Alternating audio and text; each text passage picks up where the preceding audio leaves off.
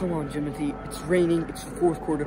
We need a big play by you. What you're going to run is a 10-yard speed out. You got that? A 10-yard speed out, Jimothy. Okay. Ready, break. Today it's a big play in the fourth quarter, and the Jimoteers really need a big play.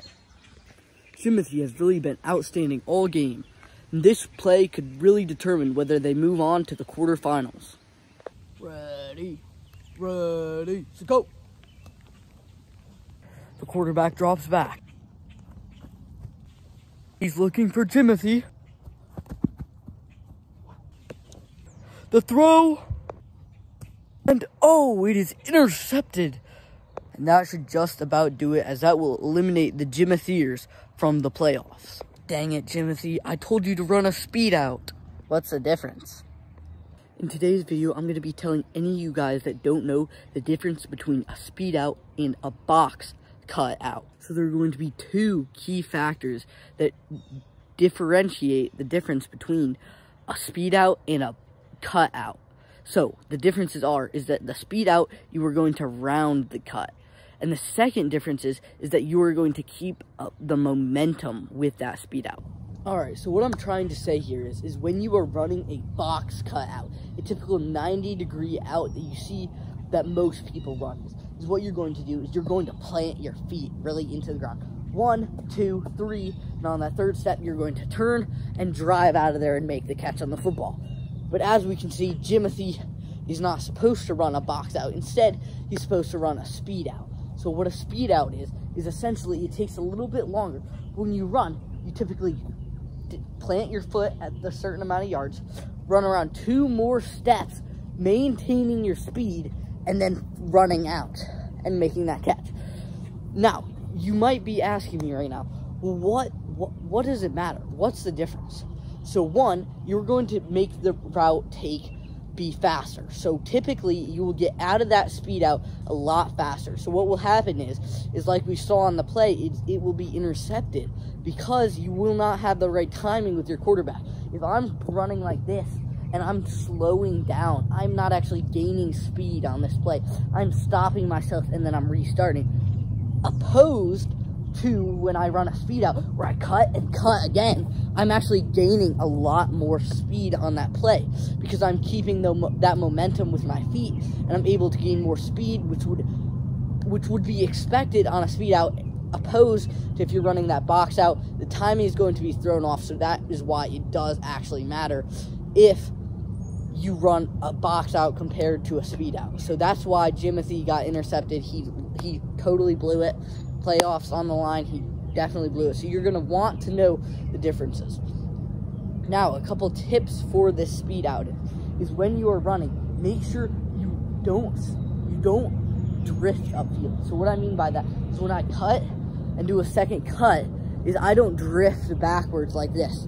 Because what that is doing is I'm getting speed away from the defender. If the defender is tracking behind me, then I do not want to drift upfield and either get hit by a safety or let the defender come up behind me and make a play. So what I'm going to do is stay flat to that route. So I'm sticking, and then I'm keep driving at the same angle.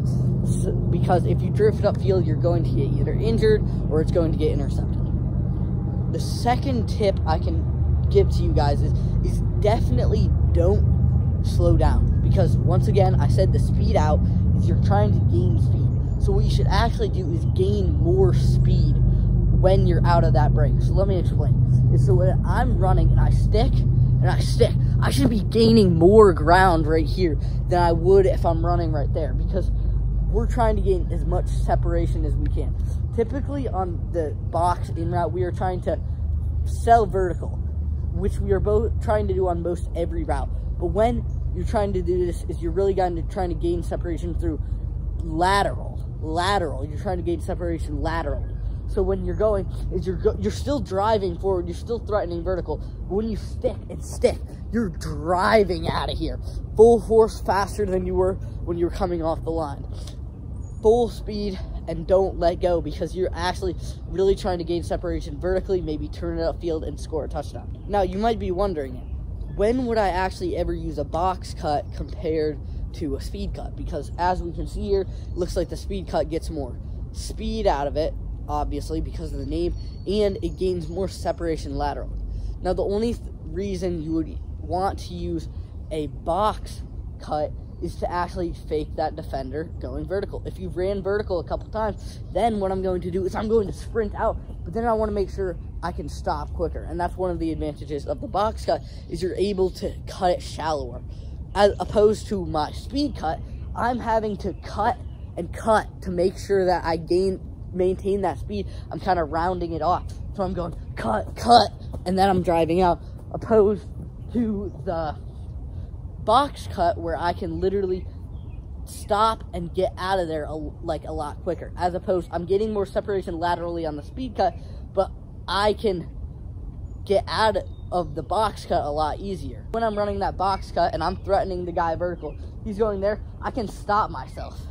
I have a lot better position to stop myself right now and cut it off and get the pass than I am if I were to cut and cut, because that is kind of giving it away, because the defender will be on top of me and he'll be crashing in right where I would be. So if the defender's playing off a lot, I would go with the box cut. But if he's playing on you and you think you can beat him horizontally or laterally, then that is what you need to do. The speed cut can really work by gaining separation laterally. So the two main keys is that the speed cut allows you to get faster horizontally, and the box cut helps you get more separation on the route, more separation vertically, and it allows you to stop quicker than your opponent.